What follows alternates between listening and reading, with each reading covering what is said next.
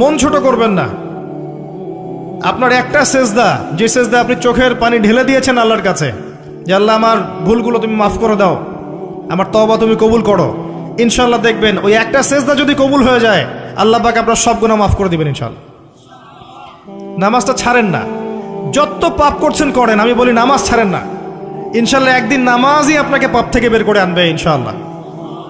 আর শয়তান আপনাকে হতাশ করতে চাইবে, শয়তান আপনাকে হতাশ করতে চাইবে যে তুই তো গার্লফ্রেন্ডের সাথে কথা বললি, রাতের বেলা পর্ন দেখলি, তুই তো ফ্রি মিক্সিংয়ে আছিস, তুই মাদক দ্রব্য খাচ্ছিস, তুই কাজে ফাঁকি মারিস, তুই ট্যাক্স আদায় করিস নাই, দুর্নীতি করছিস, তুই আবার নামাজ পড়বি কেন? শয়তান আপনাকে এগুলো বোঝাবে কিন্তু, যে নামাজ তো আমার শোভা পায় না, আমি তো অনেক পাপী মানুষ।